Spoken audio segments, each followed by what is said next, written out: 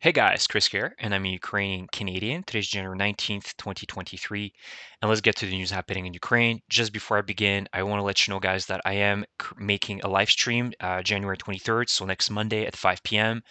There we will have an open discussion, open Q&A about the events in Ukraine. So I'm really looking forward to seeing you all there. If you're interested in joining, please join me on January 23rd at 5 p.m. So let's get to the news because there's a lot to cover. And first things first is that Ukraine today has gotten all the help it deserves in terms of military assistance. So this is going to be perfect for the counter offensive that I believe is going to start in the spring. And you can see here, this is the entire list of what Ukraine is going to be getting. There's even more news coming out, so this is not even the entire list, but it's the majority of it. Some of them have already been announced in the previous few weeks or days, but there's still a lot of very important announcements. Some from Canada, some from Sweden, Denmark, Estonia. So a lot of European countries and NATO allies have really committed to supporting Ukraine until the very end. First things first, I already talked about the Challenger 2 tanks, the AS-90 self-propelled artillery systems. But what was really surprising is that I think yesterday or 2 days ago, the Canadian defense minister pledged to send 200 Senator APCs, as you can see here in this image. Very proud of that because I'm also Canadian.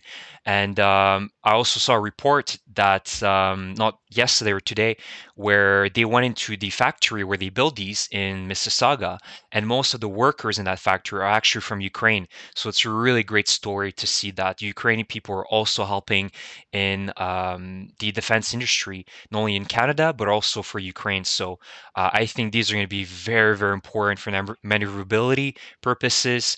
And they seem to be very, very reliable. So hopefully these are going to be great. 200 of them is definitely going to make a huge difference.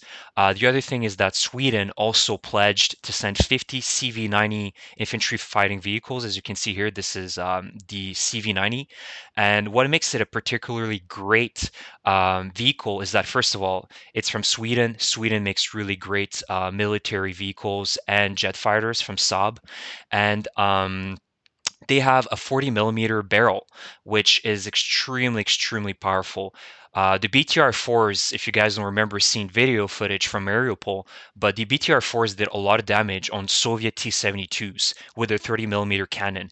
With a 40 millimeter cannon, I think it's even more destructive against, Soviet armor, which is what Russia mainly operates. So that is amazing news. Can't wait to see these. Patriot batteries from Netherlands and also, I believe, from Sweden or Germany. And also, there's one really, really important addition to it is GLS-DB rockets from the United States. So these rockets are very long range. They have a range of 150 kilometers, which means that Ukraine can now start hitting Russian bases in Russia. So this is extremely important. This is really drawing that line from what we had with HIMARS systems, which was about 80 to 90 kilometer range, to doubling pretty much the range that Ukraine currently has. So that is massive. These are going to be extremely game changing. And also the fact that I think I've also read a report just a few minutes ago that Denmark is also going to be sending pretty much all the Caesar systems that they have. So a lot of artillery, a lot of great tanks coming to Ukraine, and the ball is also in Germany's hand because Germany has said that they are not willing to commit in giving the green light for other countries to transfer Leopard 2s to Ukraine. So I'm not really sure what Scholz, is doing. He doesn't realize that he puts himself on the wrong side of history here. But either way, you can see that this is enough to create multiple brigades, and this is going to be perfect for the eventual counteroffensive um, in Zaporizhia. I truly believe that the focus of the Ukrainian forces is not going to be Donbass. I think the goal right now is to really hold Donbass and perhaps push a little bit, but Donbass is not the main goal of this counteroffensive that's going to happen in the next few months. I really believe that Zaporizhia is the key to really crumbling the Russian army. And I believe that where Ukraine should be hitting is through Orikhiv and Hulyapole. which is those two cities around here.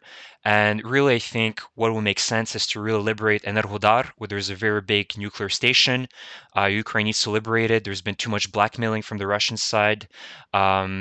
In them holding this city and that nuclear station, and also liberating the shores of the right bank of the Dnipro River, all the way at the minimum up to Novakhovka. So by really pushing through here, liberating all these settlements, and also pushing to Melitopol, essentially they can here pretty much destroy and divide this land bridge that was created by the Russian army back in February and March, right? They only pushed so far all the way up to Rikhiv. So I think this is crucial. Once you cut it off, they're in a very critical situation. They cannot resupply from Crimea anymore. And essentially, these soldiers are stuck here. Don't forget that the Kerch Bridge is still not very functional. It has been almost restored. There's a lot of images coming through that the Russians have or are currently about to finish their job of renovating the bridge, but it still is functional. They can still transport through trucks a lot of ammunition, things like that. But what would put them in a very difficult situation is that they no longer have a second option like they do right now, right? They can still push gear and ammunition and logistics through Rostov to Melitopol. So it doesn't mean that because they lost the bridge partially that they can no longer defend here. So by dividing it here, all these forces that are on Novakhovka and Crimea are in a very, very bad situation. And this would be a humiliating defeat for Putin. So I think that this is really important. I think this is going to be the front, the new front that the Ukrainian army is going to open. And that's why I think the Russians are very conscious of it, right? It's not going to be a surprise anymore. The Russians are expecting any type of surprise as well. They're learning from their mistakes, and they have been heavily fortifying Melitopol, Tokmak, Polohe. They're very well aware that this is a threat, and they're doing their best to defend this area by building more cheap dragon teeth type of lines, which I think are going to have zero effect. What makes this area very difficult as well is the fact that this is very flat terrain. You're very open, you're very detectable, and so and there's not a lot of forest cover here, so this makes the job very difficult to advance if you don't have heavy weaponry like the one that was, pledged by the Allies today. And tomorrow in Ramstein, I'm expecting huge announcements as well. So overall, this is great news. And also a little map update. Honestly, today not a lot of movement in Donbass. A lot of positional fighting. Soledar and Bakhmut are still the very hottest points. As usual, the Russians are doing their best to push the Ukrainians out from the higher ground that they've established in Bakhmut and Blahodatne, with massive casualties for the Wagner units in Soledar specifically. I've seen so many videos in the last few days of just whole squadrons being wiped out by artillery. So clearly, the prediction that I had for my last few videos, where the Ukraine should retreat to higher ground and start hitting the Russian soldiers with artillery, is working. So that is great news. So yeah, let's get to the second slide. And this was the second slide is all about the ground-launched small diameter bombs they're going to be given from the United States. So as you can see here, they have a range of 150 kilometers. And so currently, with the HIMARS systems, which have a range of about 90 kilometers, Ukraine can reach only 2% of Crimea, as you can see here. It's not indicated, but it would probably be just the very edge of the north of Crimea and 63% of all occupied land. So, clearly there were limitations with the HIMARS systems, but now with the GLS-DBs, you can hit 31% of Crimea and 82% of all occupied lands, including certain areas in Russia as well, as you can see, and in Belarus. So most of southern Belarus, where there's a lot of military stations, bases, and air bases as well, Ukraine could potentially hit those, and also hitting a lot of bases that are very close to the front line or to the borders of Ukraine. So, as I've said in a few videos ago, that Ukraine should start hitting Russian bases, I think that that's going to start happening. I think the United States quietly said to Ukraine, we give you the green light to start hitting these border bases located in Russia. That's also going to be game changing. I think next few months we should start seeing a lot more action around Russia and maybe Belarus. I'm not really sure. Belarus, I'm not sure if Ukraine should start hitting them, but clearly Russia's been using Belarus as well as a platform to send missiles and also as a platform for potential northern invasion the next few months. So we'll have to see, but that is fantastic. This is game changing. 150 kilometers. Uh, the third slide is sad. Yesterday, many of you might already know, the Ukraine's interior ministry leadership was pretty much completely wiped out in a helicopter accident near Kiev in a suburb called Brovare.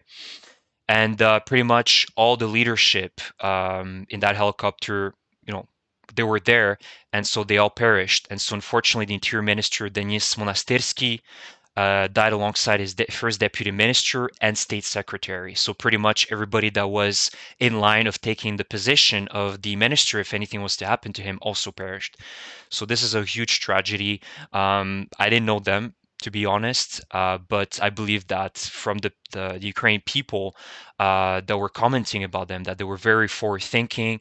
They were the new generation of Ukrainians that really wanted to restore democracy and really push Ukraine into becoming a true, powerful nation. So it's a huge loss, and the worst is that it's also happening at one of the worst times for Ukrainian people, where there's already so much devastation. So, anyways, I just want to send my prayers and thoughts to the family of all these great Ukrainian people.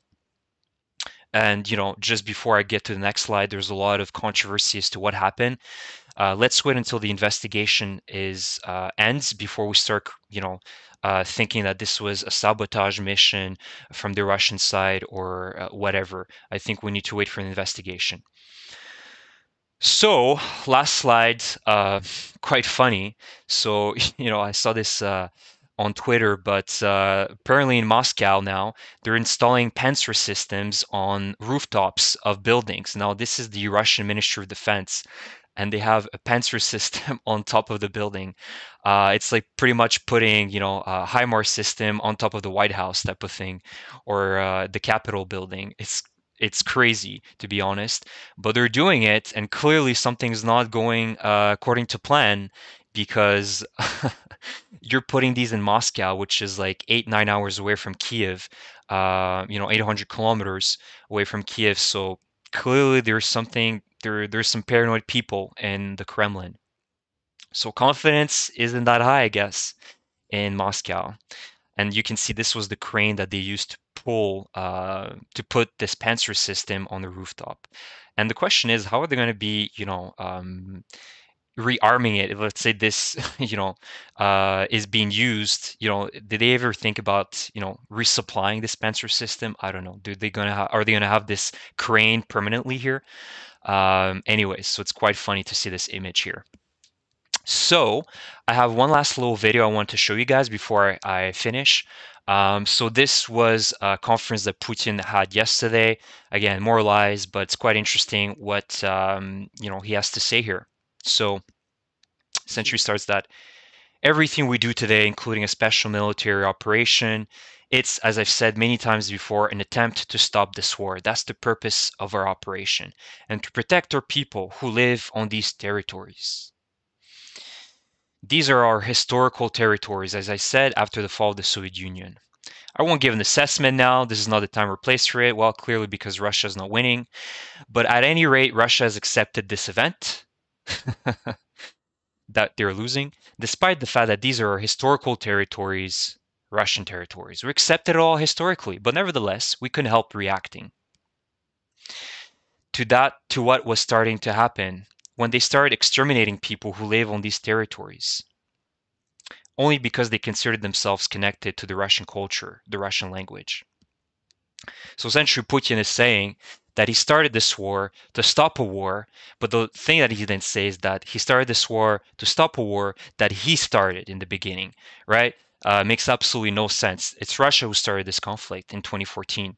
They went after Crimea. They created this proxy war in Donbass by sending, green men units in Donetsk city, Luhansk city, creating all these, anti-Maidan protests. He funded all that. And so, everything that he's saying obviously are lies. And the other thing I wanted to point out is that he says here that he's exterminating people who live on these territories. What did Putin do during, the first phase in February?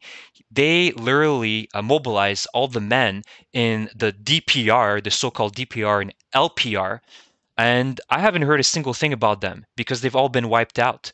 He's literally used the Ukrainian people against themselves, and he's exterminated, tens of thousands, if not hundreds of thousands, of men that lived in Luhansk and Donetsk, right? Because as far as I'm concerned, I'm not hearing anything about the DPR and LPR. If they still, are obviously present, I believe they're obviously present still, but they don't play a single part anymore. So it's quite funny what he's saying, and obviously you shouldn't believe a single word of what comes out of his mouth. So that's it, guys. If you enjoy my content, please subscribe to my channel. If you like the video, also give me a like. And let me know what you think about the next counteroffensive, where it should be. That was just my personal opinion. I think that Zaporizhia is the key to really destroying the Russian army and dividing them in half as well. And yeah, check me out on my live stream on next Monday. So looking forward to seeing you all there.